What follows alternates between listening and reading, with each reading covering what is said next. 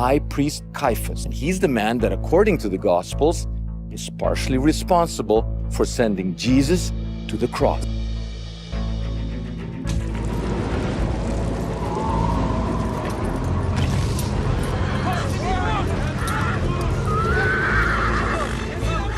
In his final moments, Caiaphas, the once mighty high priest of Jerusalem, chose to unveil a chilling secret he had guarded for years. Known for his pivotal role in the trial of Jesus, Caiaphas's last testament was a revelation that could reshape everything we thought we knew about that tumultuous time. Caiaphas has a very big and usually very negative role as a man who masterminded Jesus' death. Imagine the weight of his words, long held in silence, now coming to light.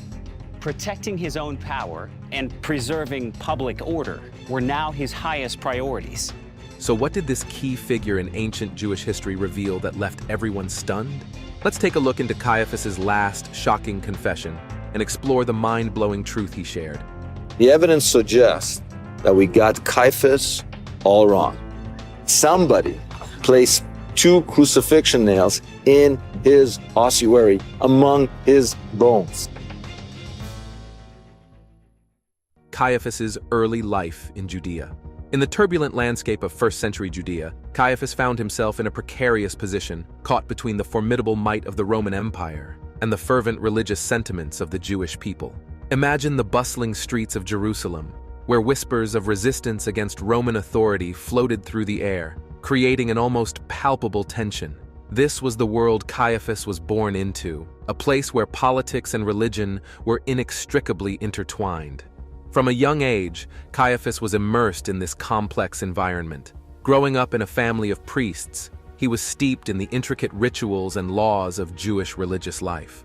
His childhood was defined by the traditions and practices that shaped his community's spiritual identity. But climbing the ranks to become the high priest required more than just religious knowledge. It demanded a sharp understanding of the volatile political landscape. Picture young Caiaphas, ambitious and astute, navigating a labyrinth of political maneuvering. To reach the pinnacle of high priesthood, he needed to excel not only in religious matters, but also in the art of political survival. His rise involved forging alliances, outsmarting rivals, and constantly proving his worth to both the Jewish populace and the Roman authorities.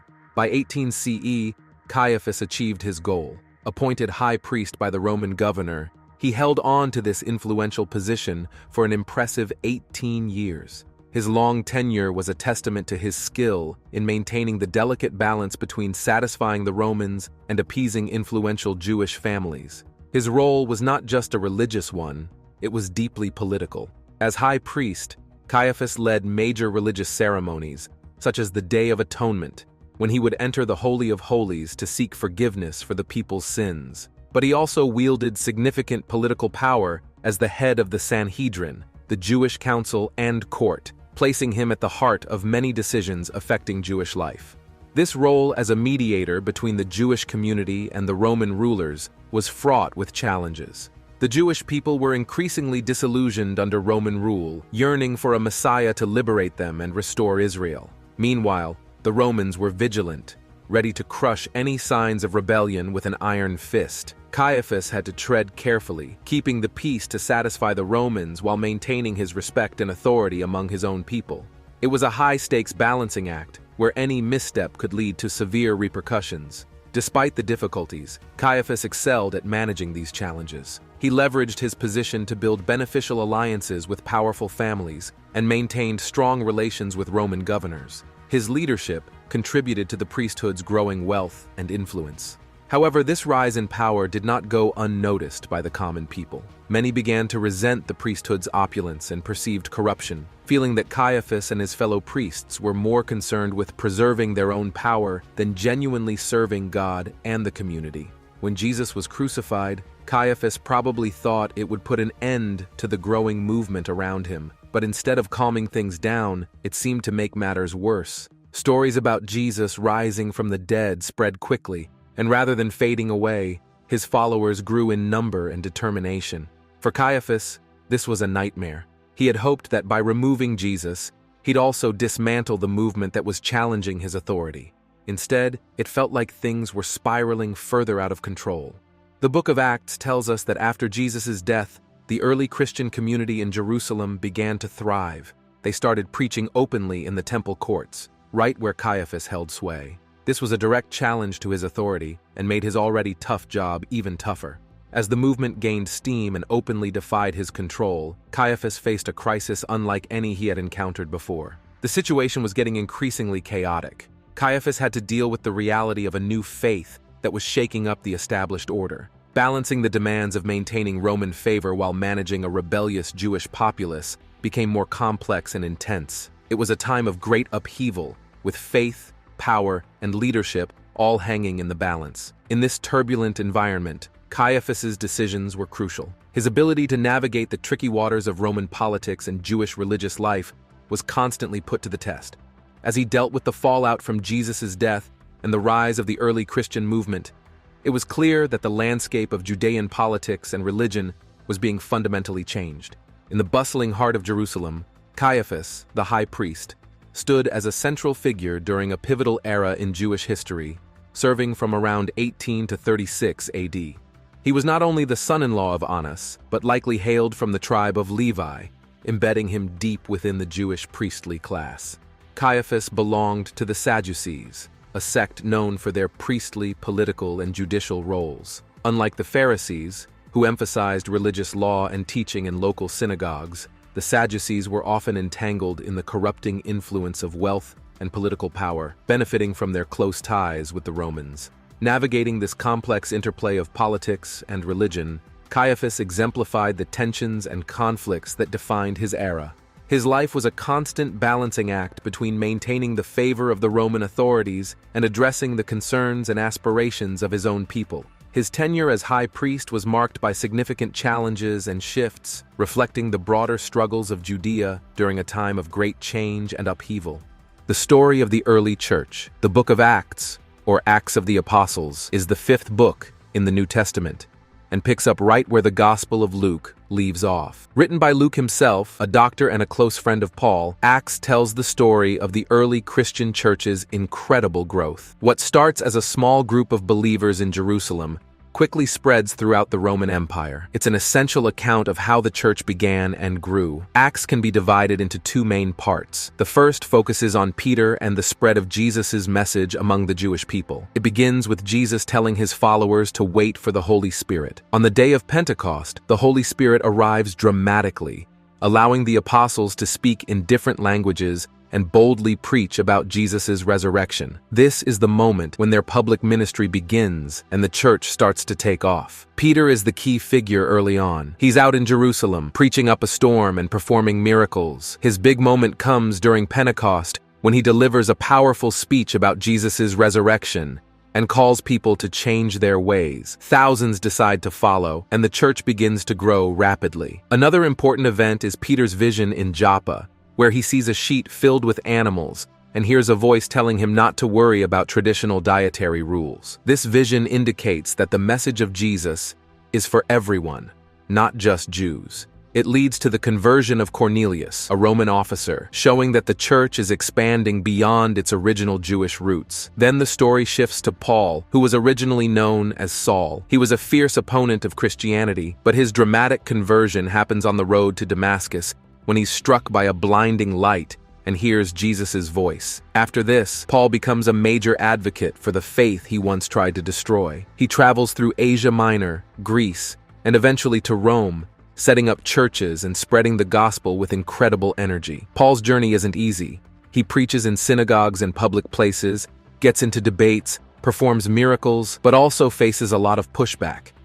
He's thrown in jail and survives a shipwreck, but he keeps his focus on his mission. His speeches, especially when he's defending his actions before authorities, highlight key Christian beliefs and emphasize that salvation is open to everyone, no matter who they are. Acts also deal with the internal struggles of the early church. A significant meeting in Jerusalem addresses whether non-Jewish followers need to adhere to Jewish laws. The decision is made not to impose these rules, which helps the church grow among Gentiles and shows its inclusive nature. This moment underscores the church's commitment to unity and diversity. The book ends with Paul under house arrest in Rome, continuing to preach despite his confinement. The story wraps up without revealing Paul's ultimate fate, leaving us with a sense of anticipation and the ongoing mission of the church. It's like the book is saying, to be continued. Throughout Acts, the Holy Spirit is a major player, guiding and empowering the apostles. The spread of the church is portrayed not just as human effort, but as something driven by a higher power. The book captures the growth of the early church, gives insights into what the church is all about, and encourages believers to stay strong despite challenges. Through Peter and Paul's stories,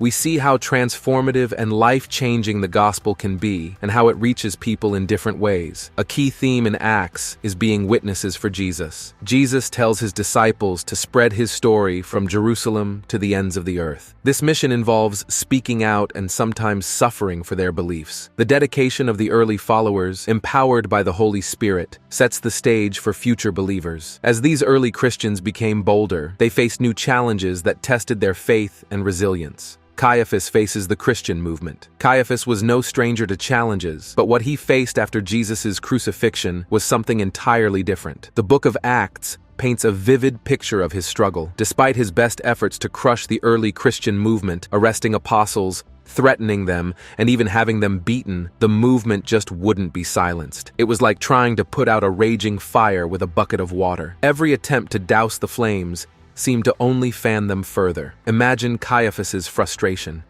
He was used to having things under his thumb, commanding respect and obedience. Now, he was grappling with a group of seemingly ordinary people who were defying his authority at every turn. The more he tried to suppress the movement, the more it seemed to grow. It must have been an exasperating experience, watching his efforts unravel. But the growth of the Christian movement wasn't the only thorn in Caiaphas's side. His handling of Jesus' trial and crucifixion likely damaged his reputation among many Jewish people. Passover was supposed to be a time of joy and unity, a celebration of their freedom and faith. Instead, Caiaphas turned it into a scene of violence and division. Even those who weren't followers of Jesus might have been unsettled by the harsh way things were managed. Moreover, Caiaphas's close cooperation with the Romans to execute Jesus could have been seen as a betrayal by many Jews. At a time when there was a strong desire for freedom from Roman rule, Caiaphas allied himself with the occupiers to get rid of a popular Jewish teacher. This alliance with the Romans would have made him appear as a collaborator in the eyes of many. All these factors put Caiaphas in a tight spot. He needed to maintain the support of the Jewish people to keep his power, but his actions had likely pushed many away. At the same time, he had to keep the Romans satisfied to hold onto his position. It was a tricky balancing act, and maintaining it was becoming increasingly difficult. Despite the mounting challenges, Caiaphas managed to remain high priest for several more years. However, his grip on power was slipping. The Christian movement he had tried so hard to extinguish was gaining strength daily, and his own authority was gradually eroding. In 36 CE, roughly 3 years after Jesus' crucifixion, Caiaphas was finally removed from his position. The precise reasons for his removal remain unclear, but likely a combination of his handling of the Jesus situation and shifting political dynamics contributed to his downfall. For Caiaphas, this must have been a crushing blow. He had devoted his life to climbing the religious and political ladder, only to see it all unravel. As he left his role, he must have wondered if he had made the right decisions. Could things have turned out differently if he had handled the situation with Jesus in another way? Fast forward centuries later, and Caiaphas's name became forever linked with the trial and crucifixion of Jesus. One of the most exciting archaeological finds related to Caiaphas happened in 1990. In a burial cave in Jerusalem's Peace Forest area, archaeologists discovered an ossuary, essentially a limestone bone box, with a remarkable inscription. The words "Joseph, son of Caiaphas" were carved into the side, believed to refer to the very Caiaphas mentioned in the New Testament. This discovery was groundbreaking. For the first time, there was tangible evidence directly linked to the high priest who had played such a crucial role in Jesus' trial. The ossuary, dated to the 1st century CE, contained the bones of a 60-year-old man, along with those of several younger individuals, presumably family members. The discovery of the Caiaphas ossuary sparked intense interest among archaeologists and biblical scholars. It was subjected to rigorous testing and analysis to confirm its authenticity, and the Israel Antiquities Authority declared it genuine. However, as with many archaeological finds,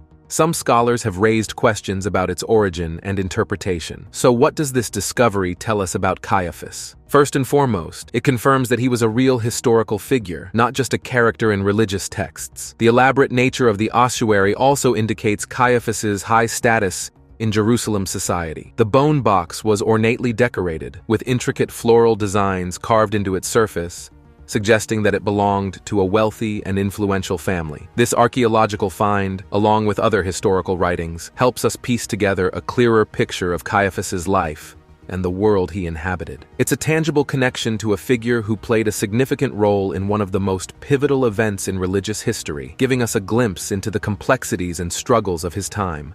Discoveries about Caiaphas. The discovery of Caiaphas's ossuary offers a fascinating glimpse into ancient burial practices and the world of the high priest himself. In the 1st century CE, wealthy Jews often used ossuaries, or limestone bone boxes, for their dead.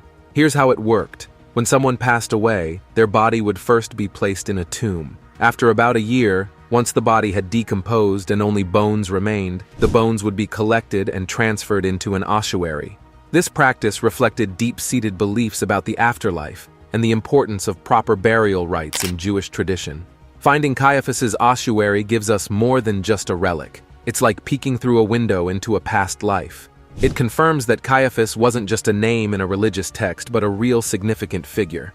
The way he was buried, his ossuary being ornately decorated, gives us insights into his high status and the customs of the time. This isn't just a story about an ancient artifact. It's about understanding how people of Caiaphas's rank were honored and how they saw the world. Another intriguing find connected to Caiaphas is the ancient steps leading up to his house on Mount Zion. Imagine walking up these steps today and feeling a direct link to the events described in the Gospels. These are believed to be the same steps Jesus climbed when he was brought to Caiaphas for questioning. The site, now known as the Church of St. Peter in Gallicantu, has been a destination for pilgrims for centuries. Excavations there have uncovered ruins from the 1st century, including what might have been a guard room or even a dungeon. While we can't say for certain that these ruins were Caiaphas's home, the evidence suggests they belonged to someone very important in Jesus' time. But it's not just these physical remains that shed light on Caiaphas. Historical writings also provide valuable context. The Jewish historian Josephus mentions Caiaphas multiple times, confirming his role as high priest from 18 to 36 CE. Josephus offers a window into the political landscape of the time, helping us understand the challenges Caiaphas faced. For instance, Josephus explains that Caiaphas was appointed high priest by the Roman prefect Valerius Gratus, who served before Pontius Pilate. This appointment highlights the intricate relationship between Jewish religious leaders and Roman authority. High priests weren't just selected for their religious qualifications. They also had to be adept at managing both their people and the Romans. Josephus also notes that Caiaphas was removed from office in 36 CE by the Syrian governor Vitellius. This occurred around the same time that Pontius Pilate was recalled to Rome, indicating a shift in Roman policy towards Judea. Caiaphas's long tenure of 18 years as high priest, a notable achievement given the political turbulence of the time, suggests he was quite skilled at navigating the complex landscape of Roman and Jewish politics. The New Testament offers another perspective on Caiaphas, though it's from a Christian point of view. In the Gospels and the book of Acts, Caiaphas is portrayed as a central figure in the plot against Jesus. He oversaw Jesus' trial and pushed for his crucifixion. While these texts aren't unbiased historical accounts, they provide insights into how early Christians viewed Caiaphas and the religious authorities of the time. One of the most famous quotes attributed to Caiaphas comes from the Gospel of John. "It is better for you that one man die for the people than that the whole nation perish." This statement has been interpreted in various ways. Some see it as a cold political maneuver, while others view it as an unintended prophecy about Jesus' death. Caiaphas's legacy extends beyond archaeology and historical texts. His actions have fueled theological debates for centuries. In Christian tradition, Caiaphas is often depicted as a villain, the man who condemned Jesus to death. However, some scholars argue for a more nuanced view, seeing Caiaphas as a political leader caught between his faith, his people, and the pressures of Roman rule. In Jewish history, Caiaphas is viewed with more neutrality, he's seen as one of many high priests who had to navigate the challenges of Roman occupation. Caiaphas's lengthy tenure suggests he was effective at maintaining stability during a turbulent period, managing both the threat of rebellion and the delicate balance of power between Jewish authorities and Roman rulers. So, what do these discoveries and writings tell us about Caiaphas? They paint a picture of a man who was deeply entangled in the political and religious dynamics of his time. From the ornate ossuary that reflects his high status to the ancient steps he might have climbed, we get a sense of his importance and the world he lived in. The historical and biblical accounts provide additional layers, showing us how his role and actions were perceived then and continue to be debated today. Caiaphas's confession, long hidden from history, provides us with a new lens through which to view the dynamics of power, religion, and politics in ancient Judea. Caiaphas's story is not just a tale of personal ambition and struggle, but a reflection of the broader historical and spiritual conflicts of the time. The discovery of Caiaphas's ossuary and other archaeological findings enriches our comprehension of this pivotal figure, offering a tangible connection to a man whose decisions shaped the course of history. As we piece together these insights, we gain a deeper appreciation for the complexities that surrounded the trial and crucifixion of Jesus. If you found this exploration of Caiaphas's dramatic final confession as fascinating as we did, don't forget to like, subscribe, and hit the notification bell. Share your thoughts in the comments below. What do you think Caiaphas's confession means for our understanding of this period? Stay tuned for more historical revelations and deep dives into the secrets of the past.